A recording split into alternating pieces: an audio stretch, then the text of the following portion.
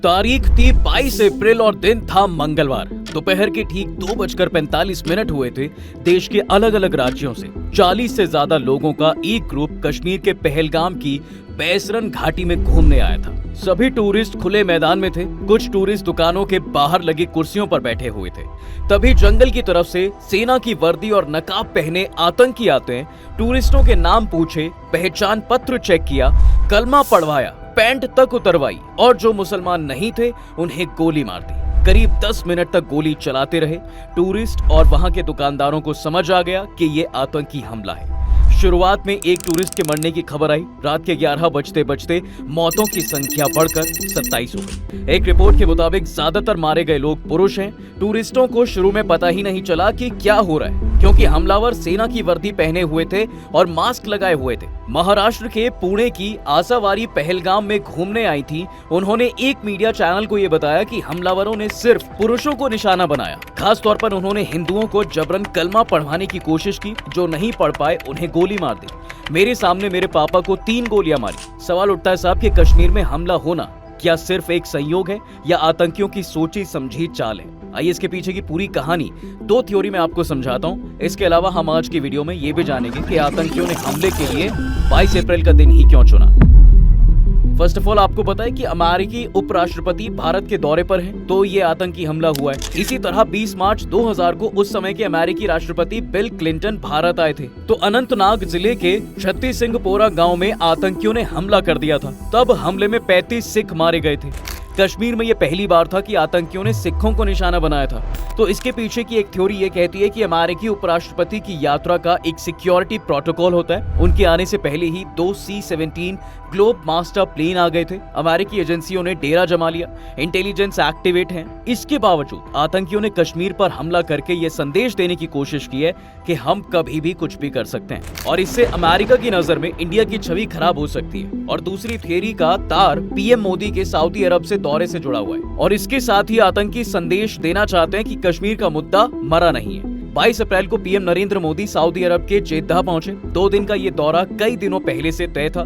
Saudi अरब के दौरे में पीएम मोदी वहां के क्राउन प्रिंस से मुलाकात करने पहुंचे थे। दोनों नेताओं के बीच योग, मीडिया, मनोरंजन और खेल को लेकर MOU साइन होने की उम्मीद थी। ऐसे में सऊदी अरब के पुराने दोस्त, स्ट्रेटेजिक पार्टनर पाकिस्तान को पीएम मोदी का ये दौरा कहीं ना कहीं चुभ रहा था। थिंक टैंक स्नोबर इंस्टीट्यूट के डायरेक्टर और पाकिस्तानी एनालिस्ट कमर चीमा के अनुसार पीएम मोदी का सऊदी दौरा पाकिस्तान के लिए एक तरह का चैलेंज है। और खबर ये भी है साहब कि सऊदी अरब पाकिस्तानी भिखारियों के लिए नया नियम ला रहा है। वहीं भारत के पीएम मोदी अरबों डॉलर की डील करने जा रहे हैं। तो अब आतंकियों ने यही दिन क्यों चुना, इसकी वजह क्लियर हो चुकी है। यानी आतंकियों ने सऊदी अरब समेत मिडिल ईस्ट के मुस्लिम देशों और भारत सरकार को एक मैसेज देने की कोशिश की है कि कश्मीर का मुद्दा अभी खत्म नहीं हुआ है। Retired lieutenant general Sanjay Kulkarni कहते हैं कि ये आतंकी हमला टाइमिंग देखकर और सिस्टमैटिक मेथड से किया गया है। भारत के प्रधानमंत्री मोदी मिडिल ईस्ट गए हुए हैं। ऐसे में ये वारदात भारत को नीचा दिखाने के लिए ही की गई है। अब सवाल है कि आतंकियों ने हमले के लिए पहलगाम जगह क्यों चुनी? तो बात यह है कि इस बार अमरनाथ यात्रा 62 दिनों की होने वाली है, जो 9 अगस्त को समाप्त होगी। हर साल होने वाली ये यात्रा हमेशा सिक्योरिटी के नजरिए से काफी सेंसिटिव है। इस यात्रा पर हमला होने का खतरा बना ही रहता है। इसके चलते जम्मू कश्मीर सिक्योरिटी और इंटेलिजेंस एजेंसियां चौकन्नी रहती हैं।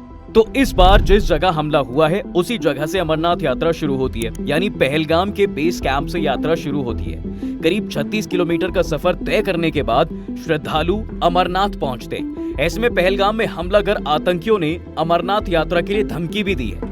वहीं इस हमले की एक कहानी ये भी है कि भारत ने चिनाब ब्रिज पर दुनिया का सबसे ऊंचा रेलवे ब्रिज तैयार कर लिया है। इससे अब श्रीनगर के लिए सीधी रेल कनेक्टिविटी पॉसिबल हो पाई है। 25 जनवरी को कटरा श्रीनगर रूट का सफल ट्रायल भी हुआ था।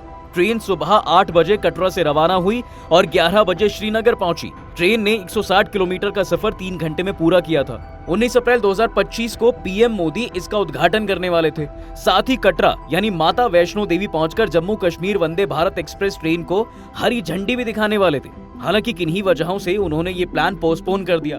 देश के बाकी हिस्सों से कश्मीर की ट्रेन कनेक्टिविटी होने से टूरिज्म तेजी से बढ़ने की उम्मीद भी है। तो आतंकियों के इस हमले के पीछे का मकसद बड़ा है। इसके पीछे एक पूरा साइकिल चेन है। यानी हमले का मेन एजेंडा है कश्मीर में टूरिज्म को रोकना। जिससे वहाँ का बिजनेस इफेक्ट होगा, फिर लोग बेरोजगार होंगे और जब बेरोजगार होंगे तो पैसे के लिए आतंकी संगठनों से जुड़ जाएंगे। वैसे एक अहम सवाल ये भी है कि क्या पाकिस्तान सेना चीफ ने आतंकी हमले का हिंट दे दिया था? दरअसल पाकिस्तान की आर्मी चीफ जनरल असीम मुनीर ने पिछले हफ्ते हिंदू मुसलमान में दरार डालने वाली बात कही थी और कश्मीर को पाकिस्तान की गले की नस बताया था। उन्होंने कश्मीर को गाजा से जोड़ते हुए कहा, पाकिस्तानियों का दिल गाजा के मुसलमानों के साथ धड़कता है। इस्लामाबाद में पहले ओवरसीज पाकिस्तानी सम्मेलन में जनरल मुनीर ने कहा, हमारा रुख बिल्कुल साफ है, हम अपने कश्मीरी भाइयों को उनके वीरतापूर्ण संघर्ष में अकेले नहीं छोड़ेंगे।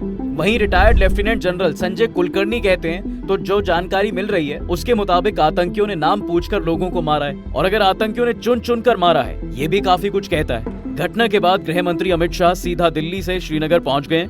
वो राजभवन में सेना और प्रशासन के अफसरों के साथ हाई लेवल मीटिंग कर रहे हैं। जब तक मैं ये वीडियो बना रहा हूं, एनआईए की टीम आज हमले की जांच के लिए पहलगाम पहुंच चुकी है। पहलगाम की घटना के बाद दिल्ली, मुंबई और दूसरे शहरों में अलर्ट जारी भी किया गया है। पीएम मोदी सऊदी अरब के दौरे पर थे, लेकिन हमले के बाद से वो समय से पहले भारत लौट आए हैं। उन्होंने कहा है कि हमले के जिम्मेदारों को बख्शा नहीं जाएगा। वहीं इस हमले की जिम्मेदारी लश्कर-ए-तैयबा के हिट स्क्वाड यानी के द रेजिस्टेंस फ्रंट टीआरएफ ने ली है। टीआरएफ का मास्टरमाइंड सज्जाद गुल है जो पाकिस्तान में बैठकर इसे ऑपरेट करता है। आपको बता दें कि लश्कर का प्रॉक्सी ग्रुप है द रेजिस्टेंस फ्रंट यानी टीआरएफ 2019 में एग्जिस्टेंस में आया था। टीआरएफ के आतंकी जम्मू कश्मीर में काफी एक्टिव हैं। इसकी फंडिंग पाकिस्तानी सेना और आईएसआई ही कराती है। जानकारी के मुताबिक इसे सज्जाद गुल, सलीम रहमानी और साजिद जट लीड करते हैं। जम्मू कश्मीर में 2019 के पुलवामा अटैक के बाद इसे सबसे बड़ा आतंकी हमला माना जा रहा है। हमले में जिन 27 लोगों की मौतें हुई हैं, मरने वालों में एक यूएई और एक नेपाल का टूरिस्ट और 2 लोकल सिटीजन भी शामिल हैं।